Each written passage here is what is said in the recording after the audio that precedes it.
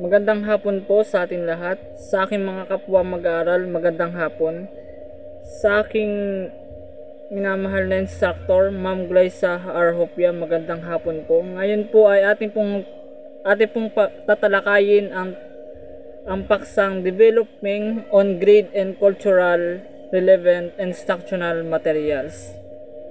Dito po sa Development of Grade and Culturally Relevant Structural Materials, ang ating pong objective una ay recall a short story, poem, or any piece of literature using their mother tongue language.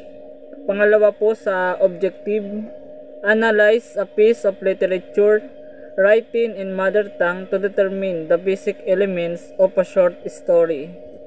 Pangatlo po sa lesson objective po ay familiarize themselves with the guidelines and developing materials for mother tongue instructor. Pang-apat po ay write, edit, and translate level 1 story using their mother tongue language and create a storybook using their own story writing in mother tongue.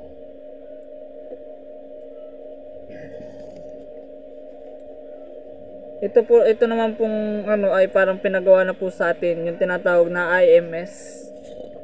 Paggagawa ng isang maikling story na kung saan ay nakapaloob dito yung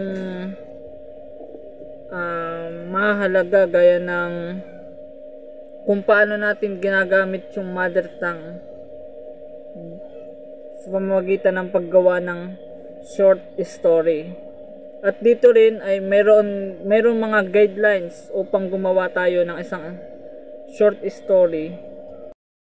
Dagdag ko pa po sa aking mga sinabi, mother tongue instruction, especially in the Philippines, is relative young. One of the major challenges in the implementation of MTB or MLE in the country is the scarcity of on-grade and cultural relevant instructional materials using the language of the mother tongue.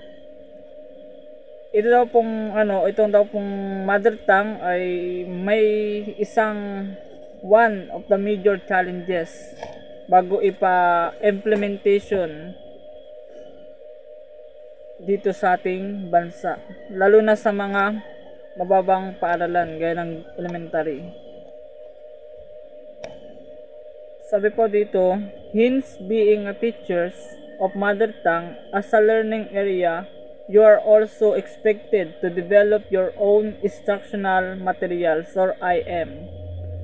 Hindi lang tayo matuto upang mag-aral tayo ng mother tongue, kundi upang ma-develop natin ang sarili nating paggagawa ng instructional materials gamit ang mother tongue para sa ating klase. By creating your own IM or instructional materials, in translating and adapting writing materials into the language of the mother tongue. Yung paggagawa natin ng sariling IMS, dito ay naisusulat natin yung mga materials sa material na iba't ibang mga language na kung saan ay sinasalin natin ito. Halimbawa ay naggawa tayo ng short story, tapos ang bibigyan natin ay mga bata, tapos ang ginawa natin ay English. So hindi maintindihan ng iba kung English yung ating kaya kinakailangan din na marunong din tayo mag-translate. Kaya nga ang ating ginagamit ay mother tongue dahil para mas umangat yung ating yung ating lingwahe, sariling lingwahe. At ayon pa kay Malone 2013, provides you with the basic guidelines that you need to remember when writing your own stories. Sabi dito sa Malone, nandito yung mga yung basic na guidelines kung paano tayo gumawa ng sarili nating story. Pero alam na po natin na tayo ay pinagawa na nung prelim, yung paggawa ng ating IM. Yun. Doon makikita kung talagang tama yung pagkakasulat, tama yung lengguwahe, at yung pasok ng sulat. Sabi dito sa Malone 2013, ang una ay make sure to keep your story short and easy to read. Tama. Kung magagawa tayo ng isang story, kailangan madali at ito ay mabilis na naintindihan o nababasa. Hindi naman na paggagawa tayo ng story pero wala naman palang kumbaga ay mahirap basahin. Useless din para sa mga bata na magbabasa nito. Pangalawa, use natural, familiar language of your readers when composing your story. Sabi dito, yung natural, kung ano yung lengguwahe na ginagamit natin dito, halimbawa sa Pulilyo, mas gagawa tayo ng story. Kung ano yung sarili natin sinasabing natural, yun yung ating gagawin. Hindi naman halimbawa ay naggawa ka ng story pero ang ginawa mo naman ibang lengguwahe.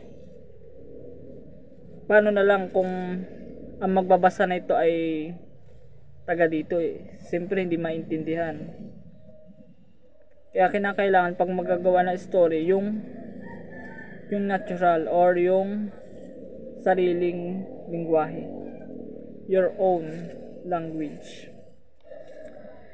Pangatlo, write about people, place, activities, and experience that are familiar and relatable to your readers. Kinakailangan bago tayo magawa ng may tauhan. May lugar, at may mga activities, tsaka mga pangyayari. Hindi mawawala sa kwento yung mga ganyan. Ano po? Alangan naman pang magagawa tayo ng isang kwento, wala naman tauhan, wala din. Kasi hindi na yun kwento. Kasi pag magagawa ka ng short story, kailangan mo nang may tauhan ka, may lugar na pinangyarihan, at sa bandang huli, edi yung activities mo, doon na nakapaloob yun lahat-lahat. Pang-apat, create stories that can be pictured or illustrated to help your new readers understand the text better. And pag magagawa ka ng isang story, pwede natin lagyan ito ng mga picture or drawing na makakatulong sa mga magbabasa nito para mas mabilis nilang maintindihan. Kahit kakaunti yung sulat niya, kahit kakaunti yung mga nilagay mong mga short story pero marami mga picture, doon pa lang sa picture na yun or doon sa drawing na yun, makikita na kung ano yung nakapaloob, kung ano yung gustong iparating sa mga mambabasa.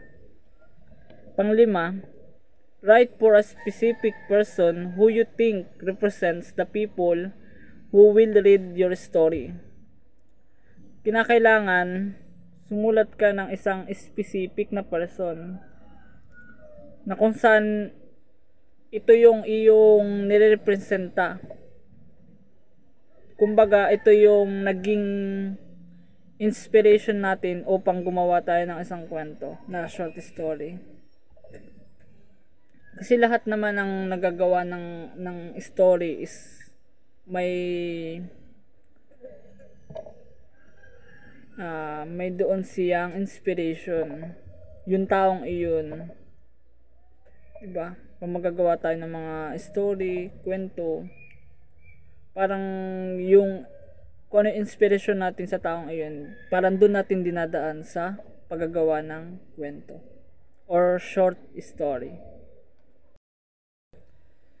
At dito po nagtatapos ang aking discussion. Maraming salamat po sa inyong pakikinig at panonood sa aking tinalakay ngayong hapong ito. Muli magandang hapon po at maraming salamat.